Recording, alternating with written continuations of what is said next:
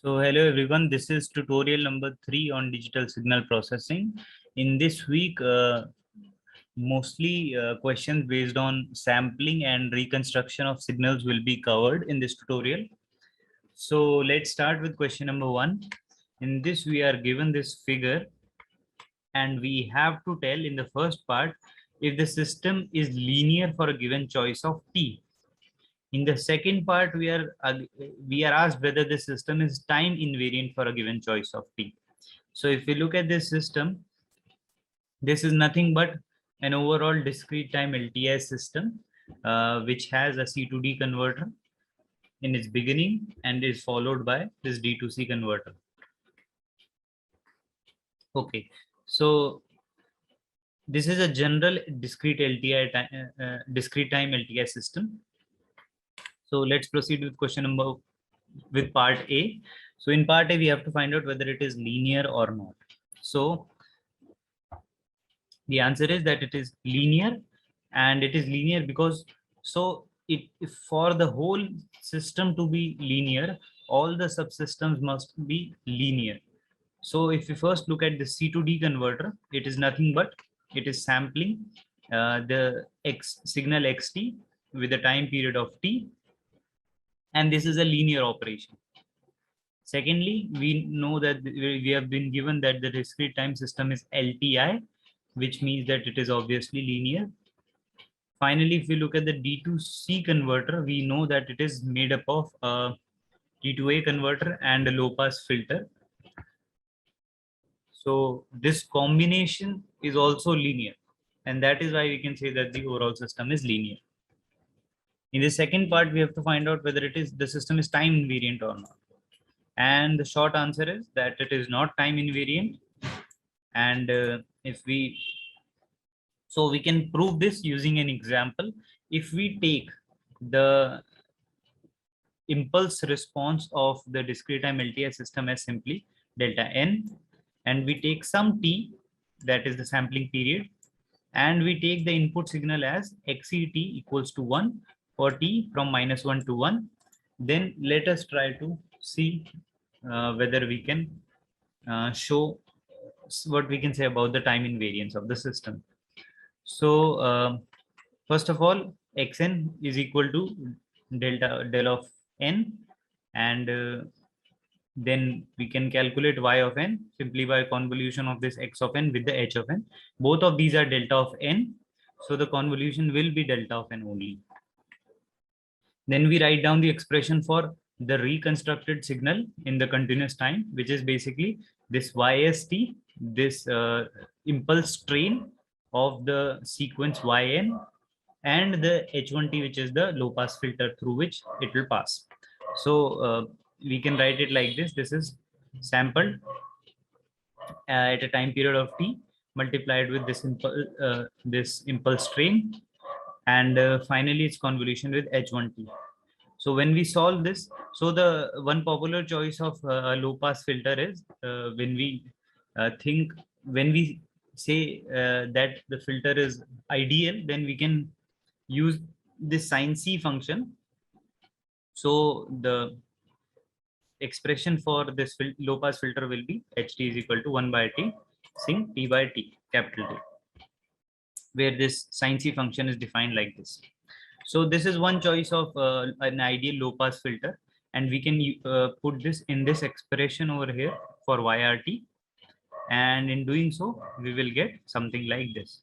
So this is the final reconstructed output expression of the output. Right, now remember that we had to prove whether the system is time invariant or not.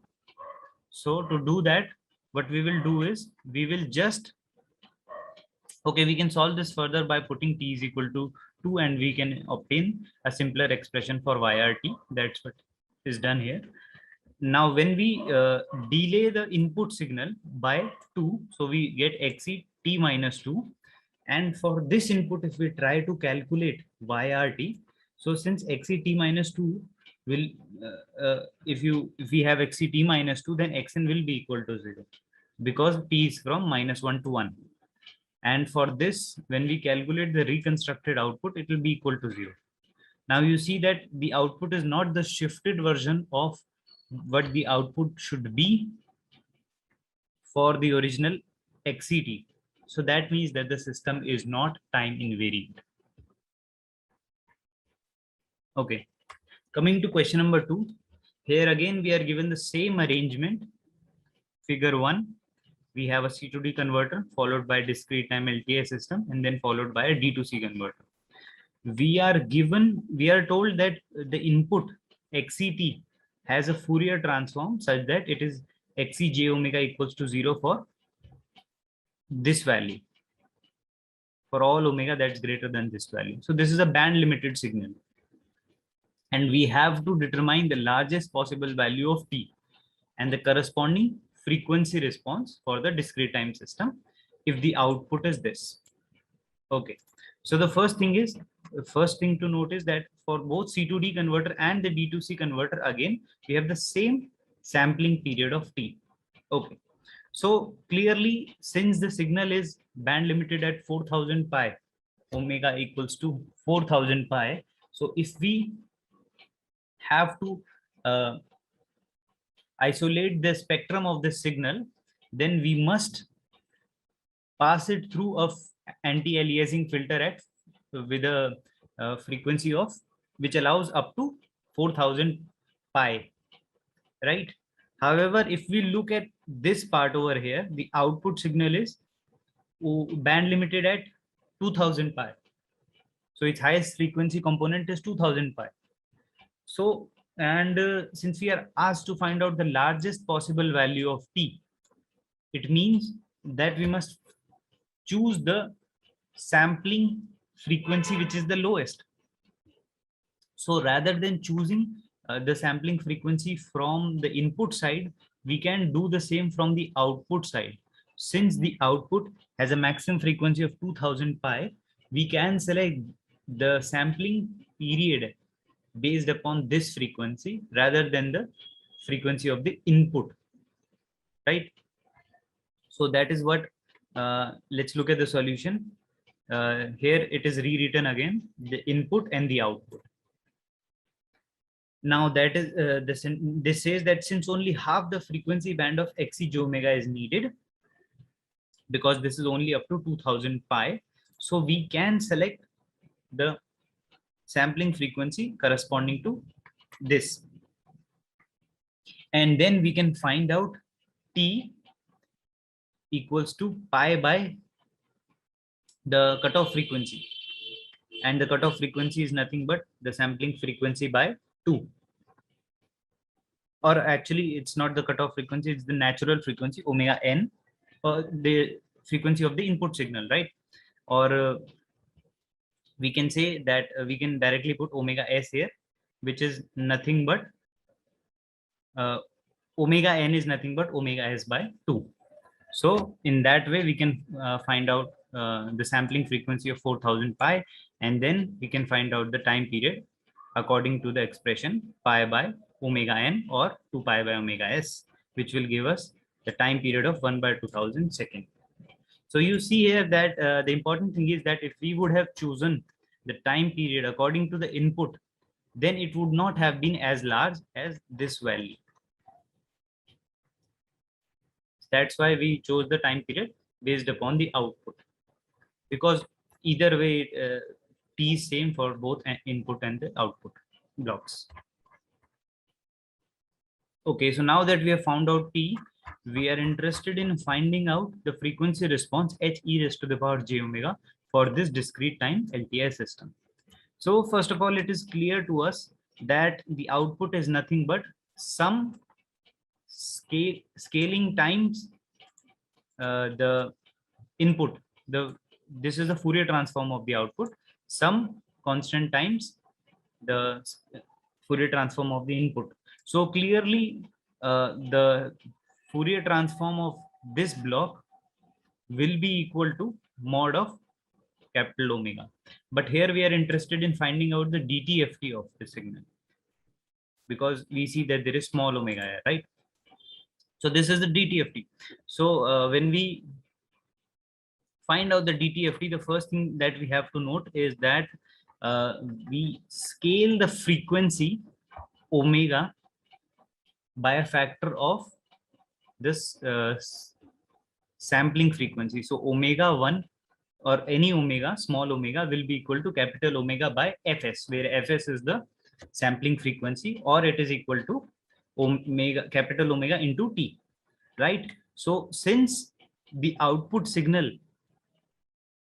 has the frequency band from 1000 pi to 2000 pi, it means that this is the allowed frequency of the filter hj omega.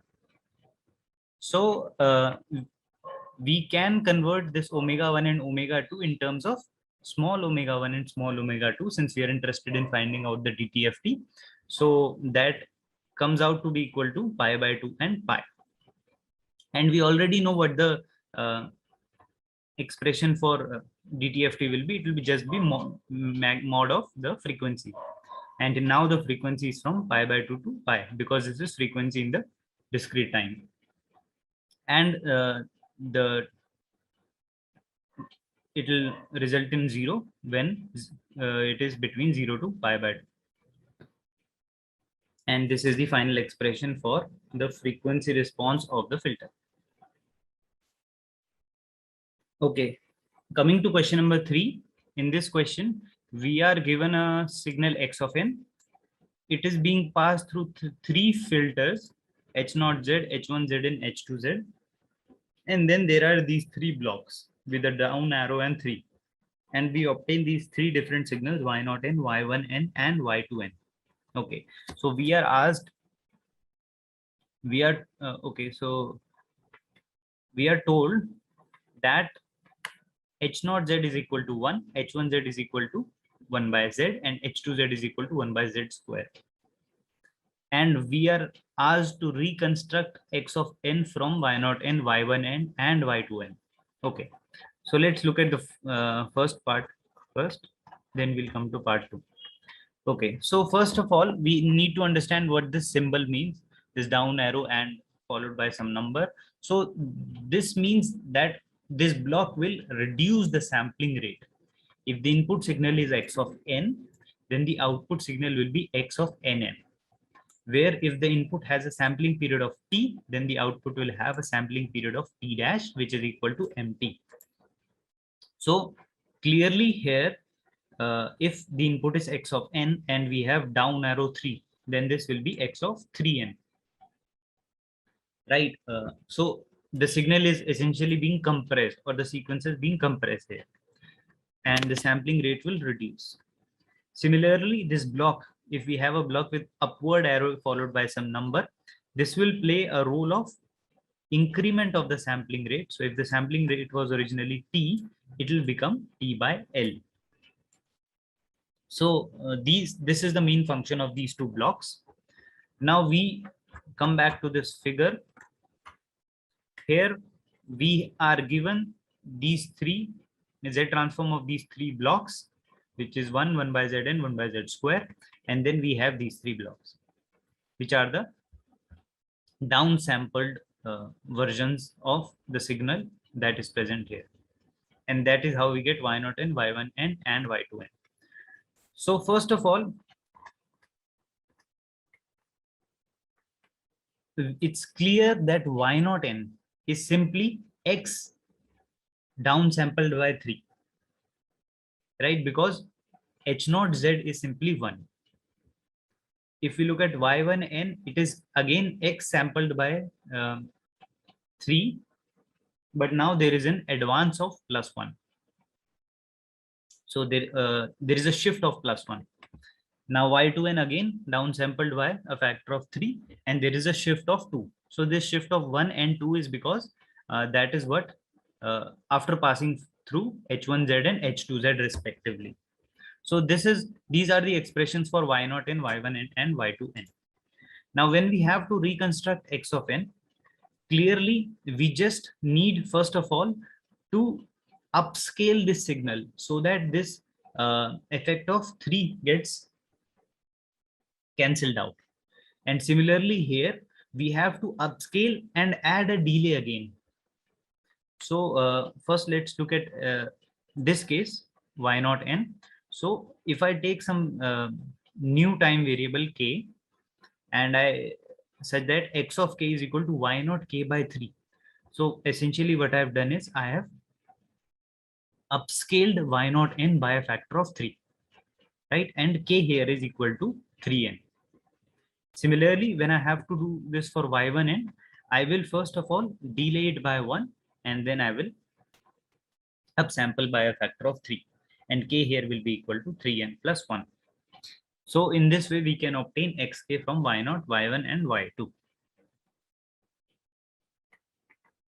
Let's come to the second part of this question. In the second part, these h0, h1, and h2 are actually filters. These are band pass filters where and they have a bandwidth of 2 pi by 3, or each of them have a bandwidth of 2 pi by 3. And we are again asked to reconstruct x of n from y0, y1, and y2. Now, why are these filters placed here in the first place? We will see. Okay.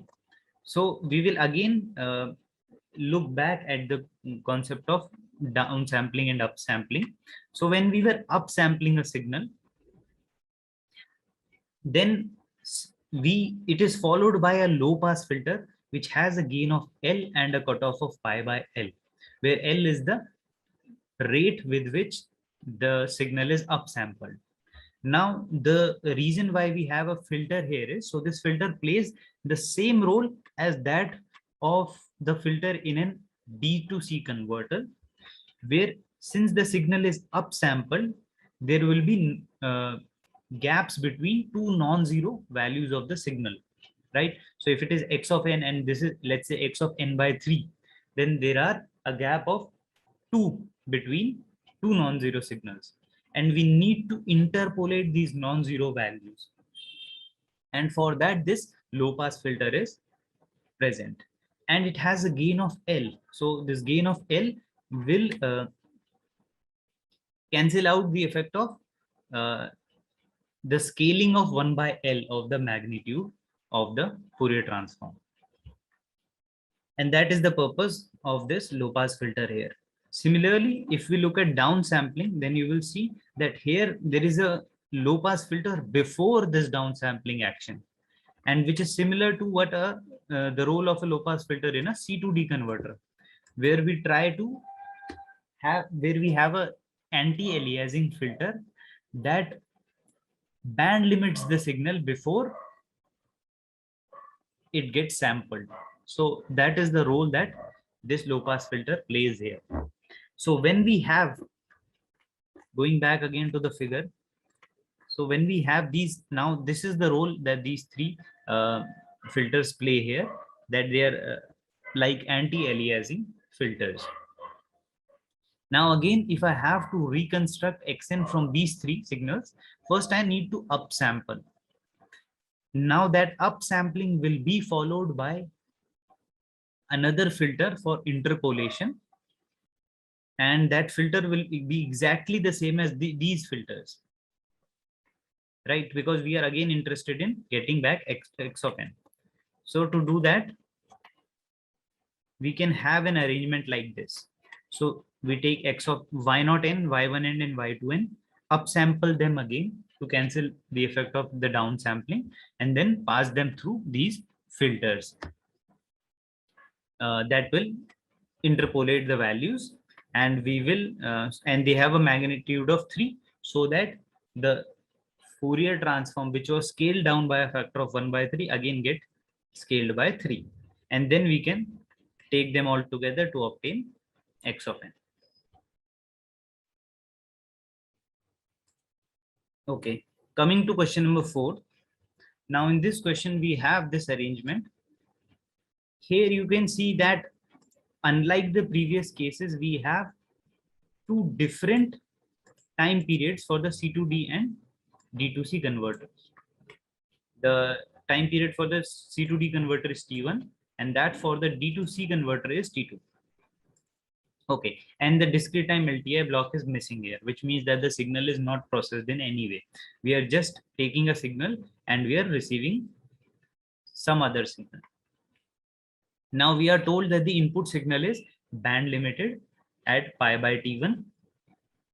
And in this case, t1 is not equal to t2, and we have to write xc or the output in terms of the input. Okay, so now the first thing that we need to recall here is that whenever the input is band limited, then we can say that the reconstructed output is exactly the same as the input signal. But in this case, the time periods are different. So we are interested to see how that will affect the output signal. So first of all, we find out the Fourier transform of the input signal. So it will be this part over here. You see that it is band limited between minus pi by t1 to pi by t1. We pass this signal, we obtain this signal, pass the signal through C to D, and we'll obtain the sequence x of n, whose DTFT will be this. So the DTFT will have the frequency axis scaled between minus pi to pi, because we know that omega will be capital omega into t1, where t1 is the sampling period. And also the magnitude of the spectrum will be scaled by a factor of 1 by t1, right? This always happens when we sample a signal. Now, once we have obtained this x of n, we pass it through the D2C converter to obtain YCT. Then again, if we take the Fourier transform of this signal, what happens is that the magnitude will be scaled by a factor of T2, and the frequency axis will also be scaled by a factor of T2. Now, generally, this does not happen when T1 was equal to T2, right? And we would simply obtain T1 upon T1 here, which is equal to 1. And again, same thing would happen with the frequency axis. So in that case, so yeah, so one thing is that since the signal is from minus pi by t1 to pi by t1 only, and we are also scaling by t1, so we know that there will be no aliasing during this sampling. So xn will be full band and unaliased. Okay. And now we obtain YCT, which is, it says that it's a band limited interpolation of x of n at a different period. And that is why if we try to write down the expression for YCT, it will be T2 by T1. So this is the magnitude scaling XC T2 by T1 times T. This is the frequency scaling. So you see that both the frequency and magnitude are scaled with this factor. And this is only because T1 is not equal to T2. If T1 was equal to T2, we would obtain the exact same expression for YCT as for XCT. But in the case when T1 is not equal to T2, we have this magnitude scaling and also the frequency scaling of the spectrum of XCT, which causes this T2 by T1. Okay. Moving on to the last question. We again have this arrangement, the same arrangement as before. Only thing is now it is more detailed. We have this C2D expanded like this, and we have the D2C signal like this.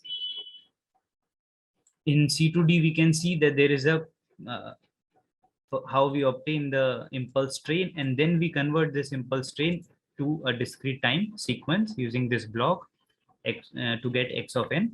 Finally, when we have this y of n, after passing it through some system, we convert it to impulse train again and pass it through a reconstruction filter to obtain the reconstructed output. Now, this question says, the figure above shows the overall system for filtering a continuous time signal using a discrete time filter. So this is nothing but a discrete time filter over here, right? This whole system has the job to act as a discrete time filter. The frequency response of the reconstruction filter HRJ omega and the discrete time filter H e raised to the power j omega are shown below. So this is the frequency response of the reconstruction filter, and this is the frequency response of this filter over here. Okay. So this filter filters between minus pi by 4 to pi by 4. Okay.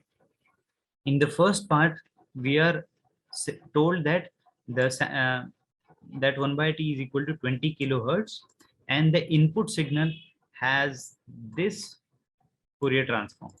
So it is a band limited signal, as you can see, and it is band limited at 2 pi into 10 to the power 4.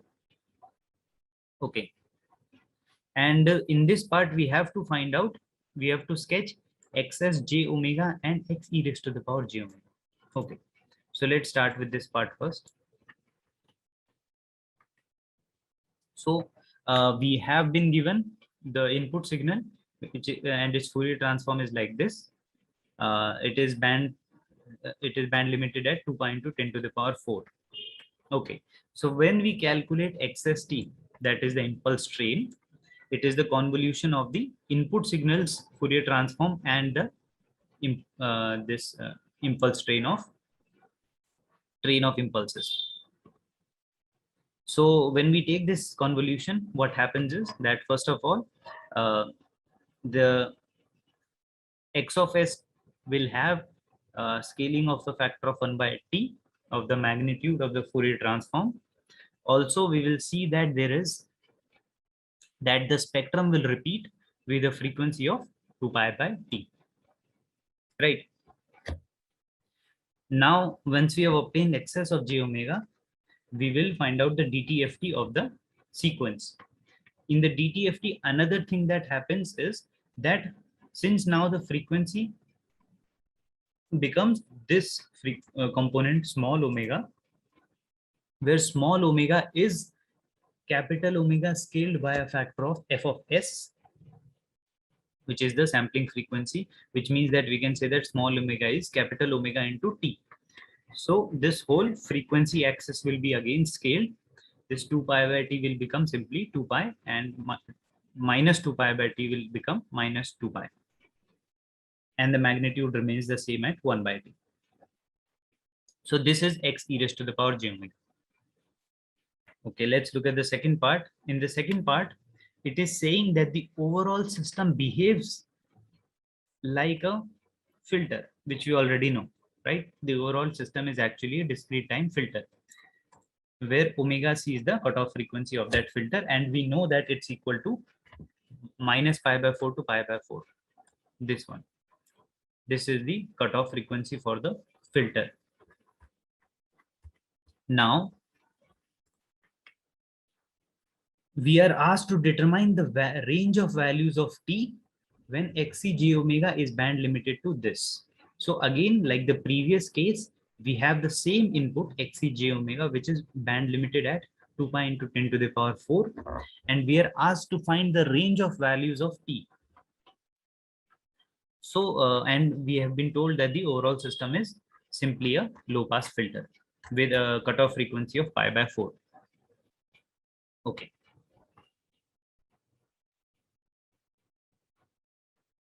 Okay, so the cutoff frequency of the ideal low pass filter is omega c, that's equal to pi by 4.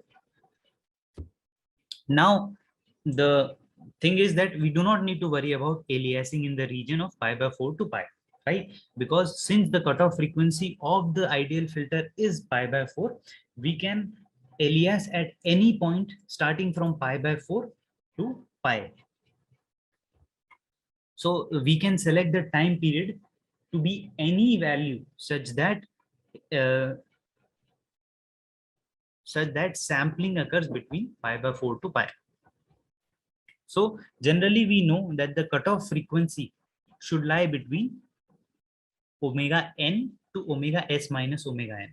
Omega n is the frequency of the input signal, and omega s minus omega n is the point at which the spectrum starts to repeat. So we don't want to exceed that. So omega c generally lies between these two values. Now we are saying that omega c should be less than or equal to omega s minus omega n, because we can choose any cutoff frequency that is less than the maximum up to pi by 4, right? So cutoff frequency capital omega c is equal to small omega c into upon t. So that will be pi by 4t. This is the cutoff frequency that is there for the low pass filter, that we already know this value. Now we are interested in finding out what will be the sampling frequency or the sampling time period. The sampling frequency is 2 pi by t, and this t is what we are interested in finding out, right? And this is the frequency of the input signal, which is 2 pi into 10 to the power 4. From this, we are trying to calculate t. Okay, so when we do this, we can solve for t, and we will find that t is should be less than or equal to this value. Okay, let's look at the third part. So the third part says we have to plot omega c as a function of 1 by t. Omega c is the cutoff frequency. So it's clear to us. So if we have to plot omega c versus 1 by t, we know that cutoff frequency is pi by 4t, right? This is the relation between cutoff frequency and time period. When we select the omega c equals to pi by 4, right? So we have found out the upper limit for t. We can also find out the lower limit, and the lower limit calculation is simple because that will correspond to omega equals to pi by 4. So we can say that the input, so from this relation over here, we know that the lower limit for cutoff frequency is equal to omega n. So it should always be greater than omega n. So omega c should always be greater than or equal to omega n. And from this relation, we can find out the lower limit for t, which will be 12.5 into 10 to the power minus 6. Now we know the lower limit and the upper limit, and we can just put it in this expression and find out, and then we can plot omega c versus 1 by t. And the slope for this will be pi by 4. Yes, so here it is t. When we do 1 by t, we will get it equal to 8 into 10 to the power 4. Similarly, when we have this case, 1 by t corresponds to 8 by 7 into 10 to the power 4, which forms this lower part. So in this way, we can plot omega c versus 1 by t. Yeah, so 1 by t is varying between this value and this value. So basically, the main idea for this question was that when we are sampling, we need to consider also. So for this case, since this was already a filter, we needed to consider at what value this filters, and accordingly we chose the value of the time period. And with this, we reach the end of this tutorial. Thank you.